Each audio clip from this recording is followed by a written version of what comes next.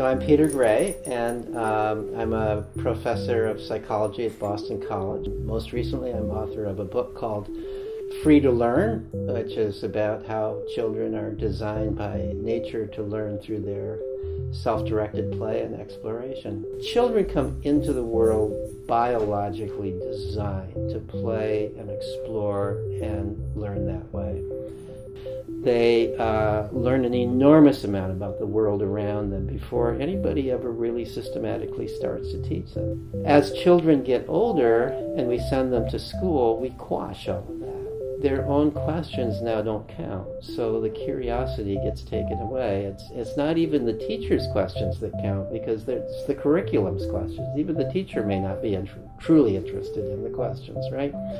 So suddenly your own curiosity doesn't matter. This basic motive for learning is taken away when you're in school. Curiosity is how children find out about the world, find information, and play is the means by which children practice all kinds of skills: social, intellectual, physical, emotional skills too, because in play, children often play in risky ways and they learn to control their fear.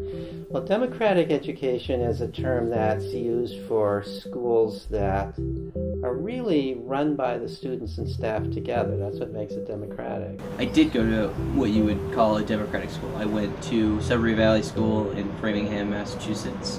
A democratic school or democratic schooling is really just the form in which the school is run. It's not really so much everyday life as just how, in what way they practice authority. So instead of, what you experience a lot in public school, where there's kind of, a set hierarchy, student, teacher, vice principal, principal, whatever, and then the school board director, where you have to adhere to whatever it is they say. A democratic school lets you challenge the authority that you seem to have in place.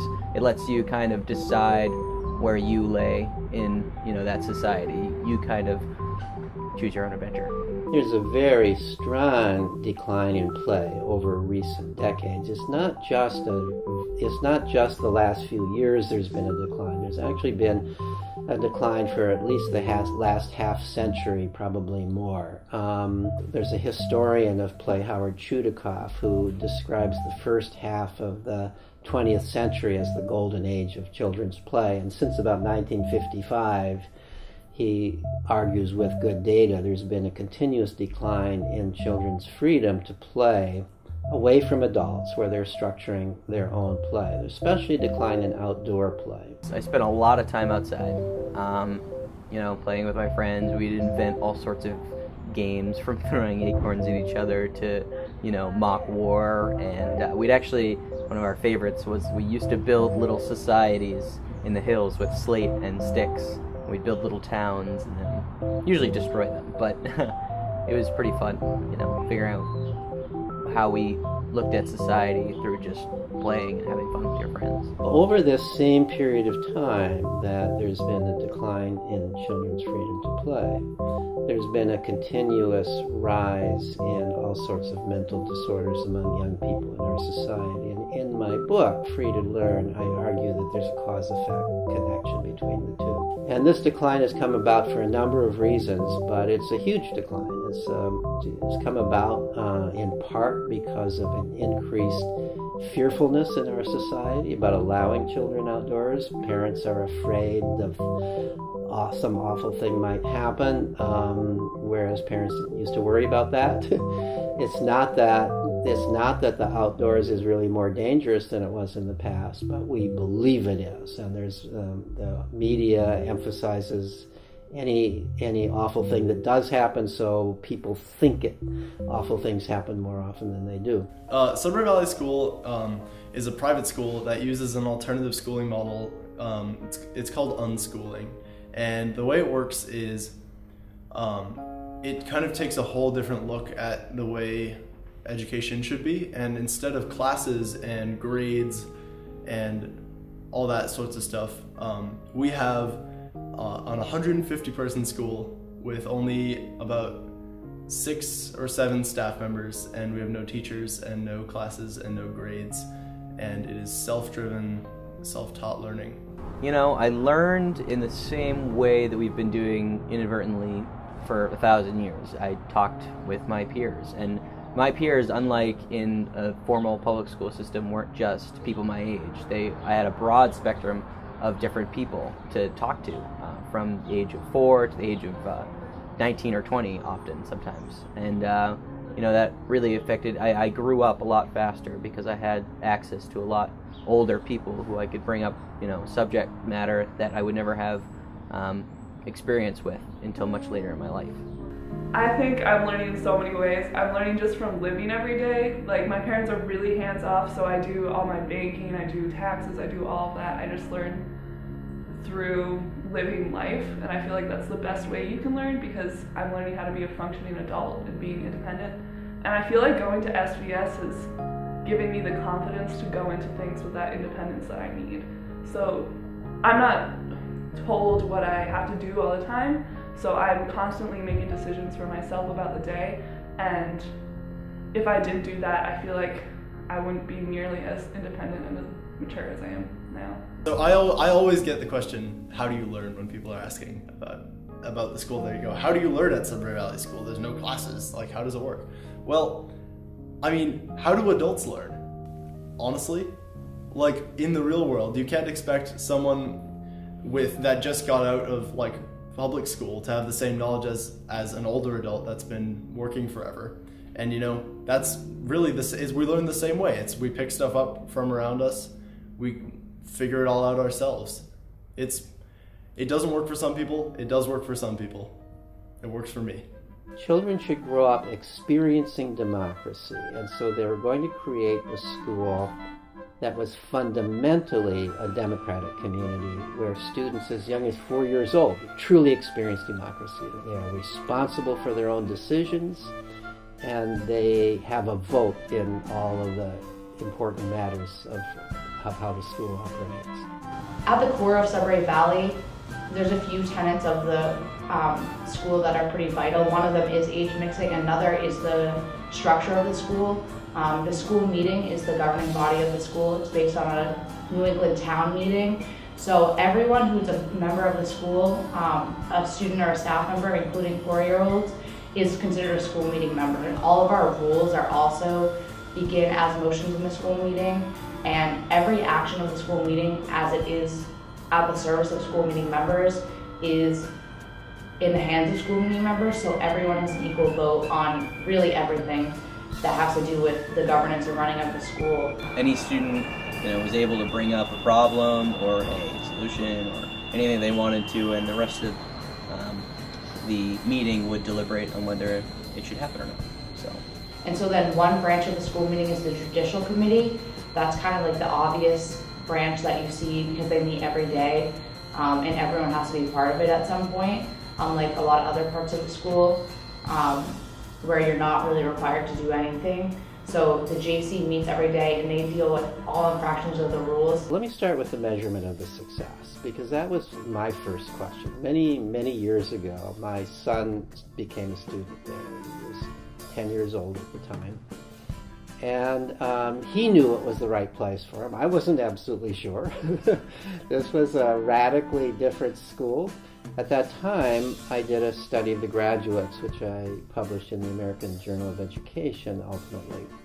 And that study convinced me that it works as an educational institution. My measure of it working was that the students were going on successfully in life.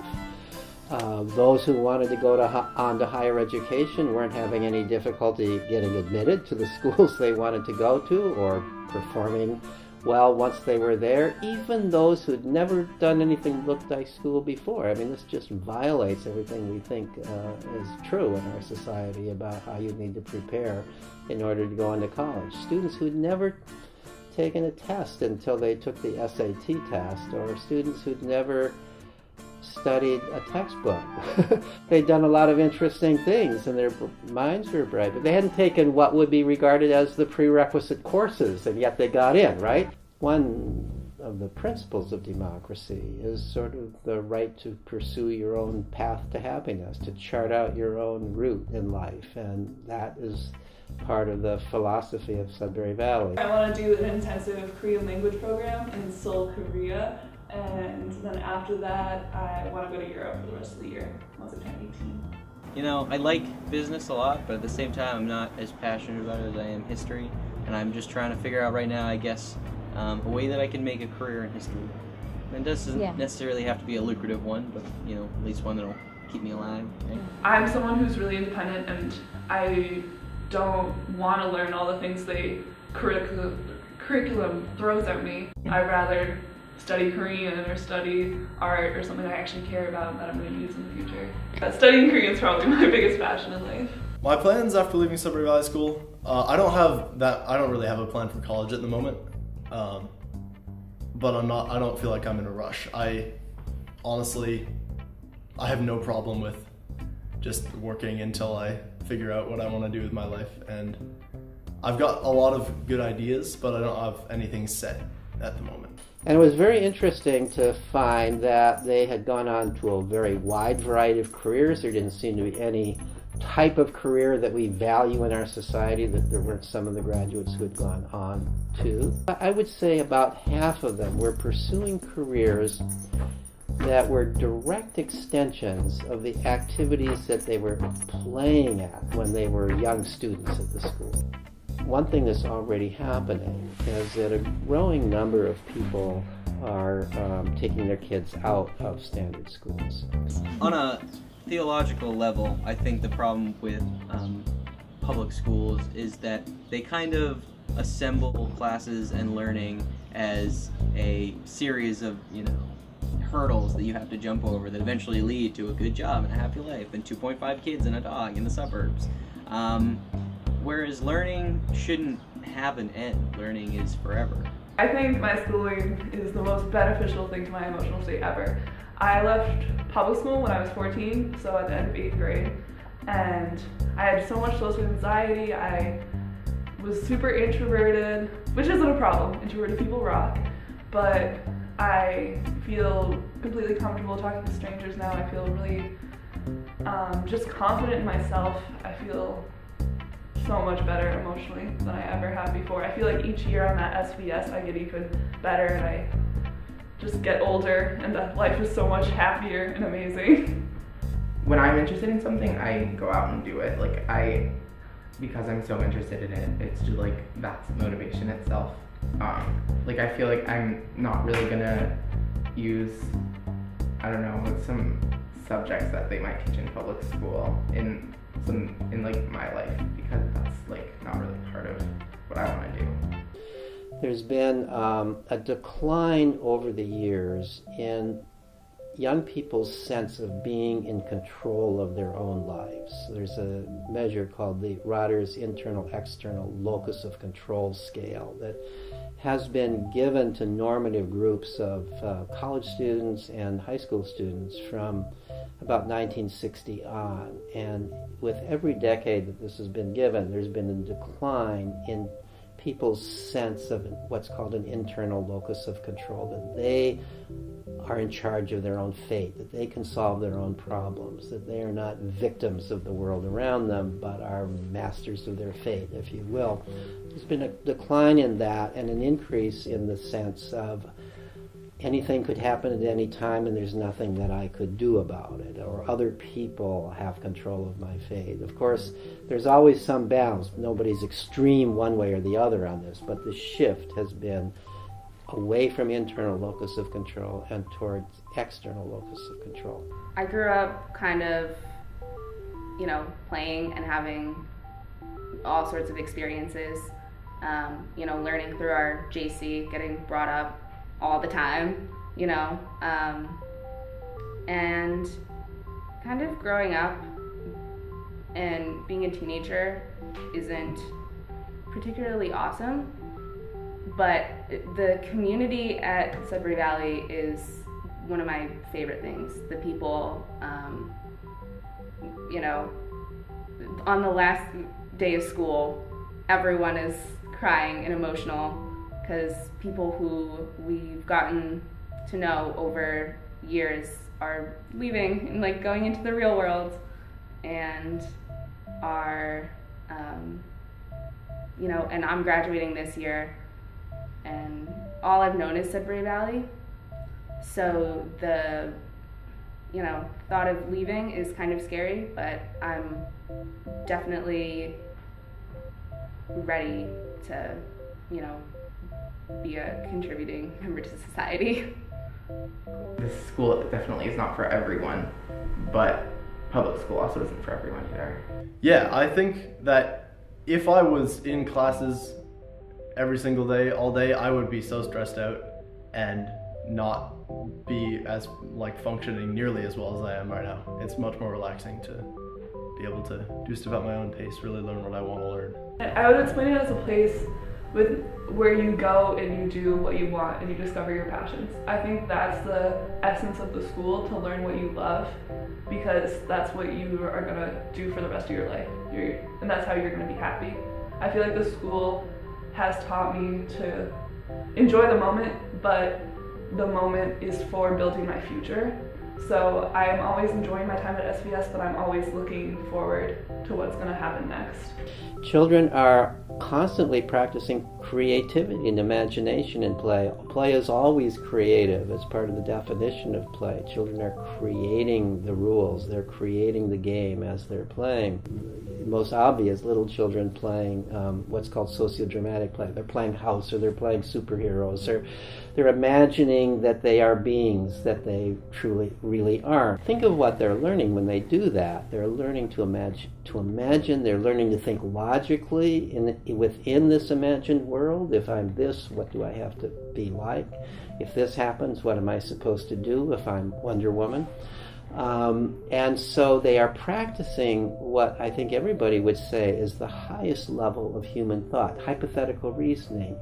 Hypothetical reasoning, which is the reasoning that scientists use when they're thinking of theories and testing theories. It's the reasoning that all of us use if we just think about what might happen tomorrow and how will we prepare for tomorrow. Children are constantly practicing that in play.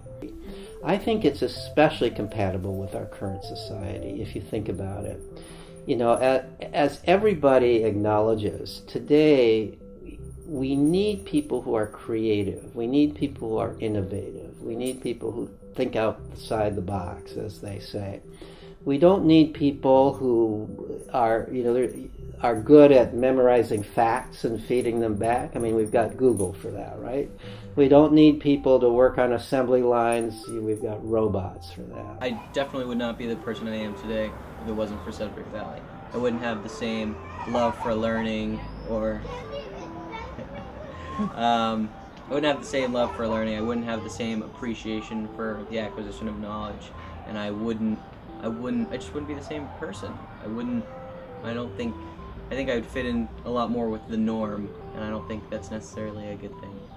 I personally believe that at some point there will be enough people who have taken their children out of standard schools that this group will then be a significant voting bloc and moreover, everybody will reach a point where everybody will know somebody who became educated through their own self-direction rather than through coercion and the kinds of systems that we have in our standard schools. And once that happens, people will say, why should I force my child to go to school if my child is not happy there? And then I think because I can see down the block, so-and-so is doing very well in life, or, and they did unschooling, or they went to a Sudbury model democratic school. And I think that at that point, the floodgates will open. We'll reach a tipping point where enough people know about this and enough people know that it works that suddenly people will choose this different route to education. And then the public schools will either become irrelevant or they will have to adapt. They will become centers for self-directed education.